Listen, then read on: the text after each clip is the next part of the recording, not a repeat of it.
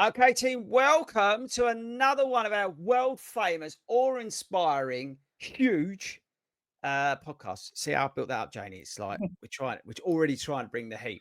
We was on a call today talking to someone, and there was like, we need to bring energy for you. I was like, don't worry about that. We've got that in plenty. But anyway, so welcome everybody. I don't know how you're watching or listening to this. This could be going out as the podcast in terms of you're running along and you're listening, or you may be watching this on YouTube or however you want to do it. But we appreciate you joining us on our pre-record because, Janie, we're all up in Newcastle when this is going out. So we're all doing the Great North Run this weekend. So Nice. that's why we're doing this pre-record because the Great North Run weekend is a big one for the club and big one for us. Like we've got a huge shakeout run on Saturday.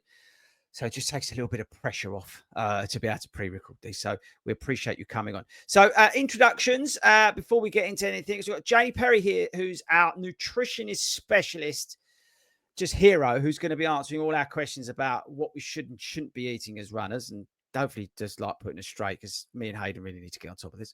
And then obviously I'm joined by the Hobbit. Hayden's here, the world's smallest man. He's here as well, so he's going to be helping out tonight. We do want to give a shout out to our sponsor, Skechers, at the front end. Go over to skechers.co.uk. Check out the new Aero line of running shoes. Skechers are with us at the Great North Run, so that's kind of awesome. They're supporting the live pod that we're doing, so that's great news. So massive love to them. Right, I want to get cracking tonight. So Janie, tell us firstly, because I want to know, what is a registered nutritional therapist or therapy? What exactly is it all about? So I'm passionate about nutrition, helping people eat right for whatever their health, wellness, performance goals are. I really focus on sports nutrition and weight management, which surprisingly are often linked. I mean, I have a lot of athletes who come to me who want to lose a bit of weight, but also want to perform really well. But I love both arms of what I do, but I'm a really keen marathon runner. So I've run 21 marathons. Wow. And I'm 55 and I'm not giving in. And we're heading to New York in November. Brilliant. So that sort of so I not only do I have specialist training, but I also have personal experience of what works. That's brilliant. What doesn't work. And Perfect. at the front end, because we're going to get deep into this, like I said, where can people find you and how can people find out about you? I want to get that in at the front end as well. So I'm on Instagram at Janie Perry Wellness, or go on my website, janieperry.co.uk. Brilliant. So that's, again, if anybody wants to get more information, they would put it at the front end because we'll probably run out of time like we usually do on these things because we'll go down some rabbit hole about something. Right. So I think as runners, I think in terms of nutrition, as a running coach, I'm asked about like, who should we speak to about nutrition and nutrition? They're all going to come your way now, by the way, Janie. I'm going to send everybody to you. But it is that one thing I think as runners that we try and balance out. I think it's that sort of push and pull. We know we should be doing some things, and I think we get some things wrong, and then we get some things right. There's the reliance on the carbs and the carb load and the carbohydrates and all this sort of stuff. And then you get people obviously starting their running journey as part of a weight loss journey as well. So let's start, I think, with the beginner runner, if that's okay. In terms of somebody who's starting out in their running journey, catch the 5K or maybe doing park run or whatever, but they want to lose a few pounds. What's the sort of just the one or two things that they should focus on in terms of nutrition to go alongside that? So what I would say is if you are training, you have got to get those carbs in. And so it's really a question of mixing carbs, protein, and healthy fats in the right amount for you. And it's so difficult for me to say how much because we're also different, you know, we're age, sex, etc. But it is just playing around. You know, if you've got a rest day, then you don't need so many carbs. And also another thing to do is to really focus your carbs around your training before, during, and after, and then maybe in the evening you go low on your carbs. So I am not about deprivation. I'm all about us eating regularly and often. As runners, we really need to do that. But it's just playing around so that you're reaching your goals. How does it work? Like, where you see people saying about being in a calorie deficit, right, and then trying to balance that out with like carbohydrate intake, obviously protein intake as well. But like, how can you balance that out? I was just thinking, so like, like if you're trying to, if you're in a calorie deficit because you're trying to lose a few pounds and obviously stuff like that, where do you go with that? What do you prioritize? Again, I know, I think you just said it about the carbs, but I don't know, how's that work? So I would say again for an athlete, you really want to make sure you get that protein in. So I'm always looking for an athlete at about between 1.2 2 grams per kilogram of body weight. So Mm, make sure you get that in. Build in your healthy fats because they're actually anti-inflammatory, which means they help with recovery, they help with soreness, they help with pain, they bring down inflammation. So that's things like flax seeds, chia seeds, avocado, olive oil, nuts, seeds, oily fish. mm, So make sure you're filling your plate with those. mm. And if weight loss really is your goal, just make the carbs smaller than you would do normally. And remember, don't forget your veg. That fills you up. It's full of vitamins and minerals. So make veg, particularly green veg, a good focus of your plate. Okay. So the sort of more regular runner, right, who's in a training block, like so Hayden's in a training block at the moment. He's training for Chicago, although he looks like he's going to fall asleep. Hayden, you're still he's had a I'm long day. listening. I know I'm that I know, door. listening. I'm I know. taking I've in. just I'm I've taking just in. fair It's enough. on for me. This is really interesting, I but know it is. it's I know. difficult for me because my diet is Well, not. okay, all right. Well, I'm Jane going to even have a stop. heart attack if she No, saw hang my. on, hang on. I'm going to stop Give me now. some photos. Go, Hayden. Just Yeah, just you're training for a marathon. What yeah. does your week of nutrition look like? That's dropped you Training in for a it. marathon or not training for a marathon, for me, it doesn't change at all. The only thing that changes for me is the lead up day, 4 or 5 days leading up to a marathon. Obviously, the carb intake I increase. I go with the standard. Well, I think the standard. I'll start off with 7 grams per kilogram of body weight, depending on what weight I am at the time.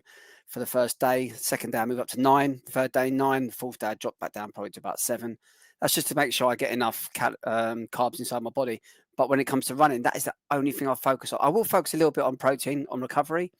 For me, finishing a long run, getting protein straight back into my body is really important, and salt. But that aside, for me, if I'm training this, I'm on week 9 of Chicago plan. This will Mm. be no different than it was 11 weeks ago when I wasn't in a training plan. For me, my diet doesn't change for that reason, and that might be a good thing, might be bad. It might be a way for me to get faster, a way for me to perform better. But as it stands right now, mine doesn't really change that much. So, Janie, do you think he should make some changes? Will that help him as perform better? Yeah, I mean, I think what I'm always looking at is how you're feeling because I think that's such a good indication of whether you're eating enough, and particularly carbs. If your training load has gone up, you need more food. But what I tend to look at is how are you sleeping? If your sleep suddenly goes downhill, are you feeling very tired? Is your body really sore? Are you lacking that motivation to go out and go for a run? Those are all sort of signs that maybe you do need a bit more food, and also just keep an eye on your weight. If you're losing weight, you need more food. But if you've got a really intense training day, then you definitely need to get those calories in. I'm glad I had those 2 bags of crisps now. I didn't say crisps. No. So No, what would you? But what would you? This is the thing, right? And I've been on like a weight loss journey for this training block, which might seem nuts, but at the start of the training, I focused in on basically I've lost 1.5 stone in about I don't know 8 weeks, probably I don't know whatever it was, and I did that really through increasing my protein, prioritizing protein, you a starved little bit of yourself as well. no, I did some intermittent fasting, but on days where loads were low. So as I was increasing mileage at the start of the block, I was intermittent fasting, which I didn't have a problem with. But as my mileage has now increased, I'm back to where I'm in terms of intake as normal. But it's kind of hard to I don't know just to balance it all out, isn't it? Like as you say. So today I because yesterday I did 12 miles. Today I was doing 8 miles. Yesterday was 2 harder sessions. I felt like I needed some more. fuel. I get like an anxious feeling if I'm not eating enough. Does that make any sense? I don't know if you heard that before, but No, I no, I I'm an anxious person anyway, but I can just feel if I'm training harder, I feel my anxiety levels increase a little bit, and then usually, and if I have something to eat, it tends to calm down a bit. Does that make sense? yeah. So I would say make sure that you're getting. Did you say you were doing 12 miles? Yeah, I do 12. Yeah. Make sure you're having something to eat before. 12 miles is good mileage. Mm, Make sure you're getting something to eat before you go out. mm, I set a timer on my watch for every half an hour, and have something to eat. And then when you get back, have something which is carb and protein based. mm, Afterwards, for recovery, I'm always looking at a sort of 3-to-1 carb to protein ratio. Something like chocolate milk is brilliant, or poached eggs on toast, or a protein shake with some fruit in it, maybe some nuts and seeds. Let's put those healthy fats in there. mm, So yeah, you're looking for that you want to restore your glycogen stores, which get depleted when you run, mm. with your carbohydrate, and you want to help your muscles repair with the protein, and then you want healthy fats in there just to help that inflammation, soreness, and help that recovery. I, So I think don't be afraid of eating often and regularly. I say for runners who are really putting in the mileage, 3 meals and 2 snacks, but just make them healthy. And when I say healthy, use real food. mm, You know, try and avoid the packets of crisps. You just use real food. Avoid those ultra processed foods. mm. Um, and yeah, get your veggies in where you can. So after that run today, for lunch, so I had I had more heavily focused dinner, but just for lunch, I went jacket potato and beans. Right. After it was 8 miles today, it was 12 miles yesterday. Just for my lunch today, I had jacket potato. Usually for lunch, I'm having something like I'll have a load of chicken or some form of protein and salad is what Yep. I tend to Lovely. have for lunch. But it's really heavily protein focused on in the early part of the week. On like so from tomorrow, maybe Friday. If I've got a longer run, like 20 miles, something like that, it'll be more carb focused than Yep. the protein focused.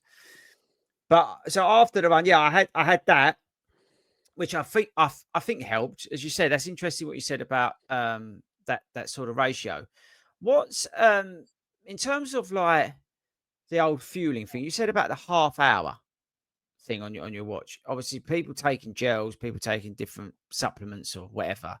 I'm personally somebody who takes gels, but I have been questioning whether I'm taking enough carbohydrate in the gel that I currently take. So the gel I've got at the moment I use is 27 grams, and I take that every 35 minutes, roughly. Then, but my mate, and this is where I'm glad you're on because I listen to my mates instead of like professional. He's using a gel that's 40 grams of carbohydrate. Yep. Is that too much, or should I be doing that? It's a really, really good question, and I love this question. So basically, our bodies can tolerate 60 grams of carbs. If you're using a gel that is glucose or maltodextrin based, so I don't know what gels you're using, I'll get one but out here. if you're using a gel which adds in fructose, you can Mm, take up to 90 grams an hour. right. It's the way the body deals with it. So, and it deals with it as 2 sugar sources. So, if it's glucose or maltodextrin based, then it's 60 grams an hour. Mm, More than that, and you're risking gut distress, basically. And so 90 grams if you're using fructose as well. Now, my question to you is if mm, it's a long run that you're not doing at marathon pace, do mm. you need more than 60 grams? In a race, you might do. Um, so I think it's something to play around with. And I yeah, and work out, whether a 20-minute feed or a 30-minute feed is better for you, also depending on how many carbs there are in your gel. Yeah. So I was just looking here. Carbohydrate. This is so okay. This is Kendall. I like Right. these because they're mint and they're a little bit easier on the gut, right? Yep. The one my mate was using, was the Sports in Science one, which is the new one they've got out, the beta one, which Yeah, has so got that has got fructose in it. yeah, and now I tried one of them, and without being crude, I was just belching for like the next 3 miles. I was like, this is a bit different, but at the same time, I did feel like towards the end of the game, we was 21 miles. It's a hilly route, and I still felt like I didn't feel underfueled. Yep. Do you So know, that's why. I think I really think with gels, it's a question of playing around and work Mm. out what works for you. Fructose for some people can cause gut distress. So it just depends also how iron your stomach is. Mine isn't great. No, So mine's not great. I have to be very careful. So I would say if you felt better, then maybe you are better on 90 grams an hour. But just play around with it and see how it works for you. Yeah, it was. Yeah, I might play around with it. And maybe play around at the Great North Run. See Well, in yeah, I've got. I'm actually, to be honest with you, it's a bit of a target of mine. I've got 15 miles Saturday. I've got 16-mile goal run next weekend. So these couple of weekends, I'm trying to dial that side of things in. That's why again, it's really timely you being on, trying to get that right because I feel that I need to optimize that fueling side of things. So important. People underplay how important it is because if you empty the tank and you don't front load, for example, a lot of people don't front load necessarily in the marathons. Come mile 21, your brain's playing up mainly because you're underfueled. couldn't Uh, agree with you more. um, And also hydration is so important because yeah, that really can affect focus. yeah, So, and yeah. I think the other thing with long runs is, which I think is different from sort of, an intense interval session or whatever, Mm, is actually your preparation starts the night before. So if you've got a 20-mile hilly run, really get a good meal in that night before. If it's going to be hot, get some electrolytes in as well. mm. So I think long runs, you really want to think the day before as well if you can. What about with stuff like where people are training against my coaches out? Just if I'm training somebody for like a 10K, like 5K over like a I don't know 10-12 week period. In terms of the diet, does that shift slightly? Like less carbs, more protein because of the recovery and that side of thing? Is there a slight shift versus like your marathon or your endurance runner, let's call them, versus Yeah, like somebody who's I just a mean, speed? I mean, if you're training, I mean, training for 10K is great, isn't it? And Mm, not, but it's different from training for a marathon. So your training load isn't going to be quite so heavy or unlikely to be. So mm. yeah, you factor all of that in, and maybe your nutritional needs aren't quite as great as if you're doing those really long training runs. I've got a If so, question for you, Jane. yeah, It's go quite. I've been it's fine. thinking about this actually on my run while I was out. So next year, you're never going to believe this. Be prepared. You might have to sit down and be shocked. Next year, I'm 50. I'm 50 years old No, next no, year. I'm No, not so having I that. know you're going to be Don't shocked by it. believe I it. know He's that. 72. You, So, you really don't. You really don't look at it. so what my question is, do you think should I be treating my diet and my fueling differently with regards to running as I did when I first started running when I was around like 35, 40 years old? Should there be a shift? And if so, how big should it be? Or should I just be doing exactly the same? I would say as we get older, it definitely gets, our bodies are, it's harder. Yeah. So I would say, what I see a lot is just that people as they get older, they're not getting that protein in. Mm, So, our protein needs as we get older are even greater. So, Okay. I 1.6 to 2 grams per kilogram. I think I said 1.2 earlier on, but 1.6 to 2 kilograms, 1.2 to 2 grams per kilogram of body weight for protein. Just make sure that you're getting that upper end, and also focus on those healthy fats to help inflammation, because as we get older, that's more likely. And so, yeah, I think it's not always about diet. And I think the other thing to think about is, as we get older, and something which I really, really prioritize, is sleep. Yeah. That is so important. I mean, it's as important as getting your diet right. So focusing on sleep, focusing on those rest days, focusing on time out, just, you know, and doing the stretching, the conditioning, the yoga, getting some meditation if you need to. And I know that all sounds a bit, sound a bit woo woo to people, but it really does make a difference. As we get older, and I say this as a woman in the middle of her 50s, it really does make a difference. But I think, look at your nutrition, but look at everything else around it as well, because it is equally as important. Yeah, How is absolutely. Yeah, how is it's body? yeah, it is. And talking about inflammation, because I realised, and as years have gone on, this is a topic that is definitely we hear more and more of. And as you said, as you get older, it becomes more and more important. And at the moment, I've had issues with my knee, issues with my back and stuff. And a lot of it is and it is inflammation. And obviously, taking your ibuprofen, etc., that's a way of reducing it. But we all want to do it naturally, which is much better. So I've been drinking the turmeric shots because apparently they are great anti-inflammatory. And you hear about all this and stuff, and you think, oh, maybe this should work, and you're doing it. It don't feel any different at all. But what is your opinion on things like that? Anti-inflammatory drinks, turmeric, how good are they? Yeah, I think turmeric is brilliant. Always have it with black pepper. The black Oh, pepper is really? activate that, and actually, you may well find your shot has black pepper in it, but Okay. you just make sure that. Do you know? I mean, I just sprinkle turmeric on my food. It's so cheap, and I add the black pepper. I think I'm sure your turmeric shots are brilliant, but I think you can do so much with just food. Well, Uh, to be fair, yeah, they're expensive as well. You go yeah. down the route where you go and buy the turmeric shots. It's bloody expensive. So just putting on your food is going to be a lot more cost saving as well. But does it sprinkling some sort of powder on your food? How can that have the same anti-inflammatory effect as drinking a whole shot? Well, I would say look at what else is in your shot. Again, we're talking about real food here. If you can Mm. have things that are just from your kitchen cupboard, and it's not just the turmeric. It's about having a whole anti-inflammatory diet. There is a blog on my website actually on anti-inflammatory foods, but actually it is so berries are a great anti-inflammatory food. Mm. Green leafy veg. I mean, that is such a big win. And I'm talking sort of kale, broccoli, cauliflower. Cauliflower is a green leafy veg, which is bizarre, but spinach, spring greens, salads.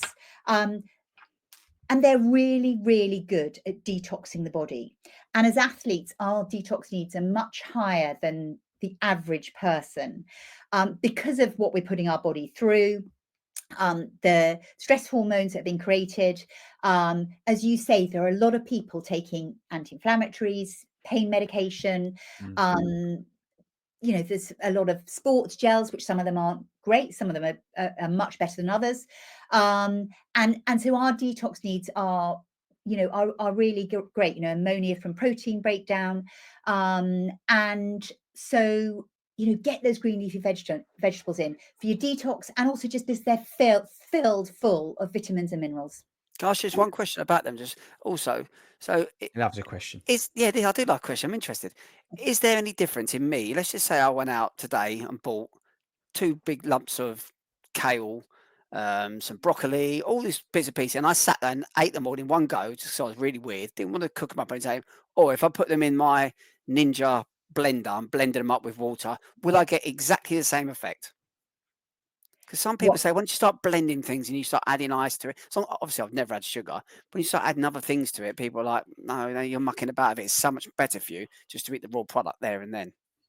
I would say with veg, it's I don't have an issue with that at all. You're getting. I would say with all those veg, I wouldn't actually necessarily have them raw. I'd slightly steam them Yeah, and do that. But yeah, no. I mean, we're talking real food here. good, Mm. cool. I've got a question, and apologies, weirdly my internet's crashed. I think in 3 years never happened, but brilliant. Um, the the sort of I think what people get freaked out about most is like that sort of pre-race meal and what they should be having and that kind of hopefully they've been practicing all the way through, right? But what would you say is like an optimal day of eating before a race. Now, again, appreciate what we're asking for is that somebody doing this all the way through. So, like, what would breakfast ideally look like? What would like, and the day before, what would like lunch look like? What would dinner look like? And then race morning, in your mind. So I would say you want to keep it really simple. Mm, You really want the bulk the day before, say you're doing a marathon, you really want the bulk of your meals to be carbs. mhm, You want very little fat because you don't want an issue with that. That can cause stomach problems.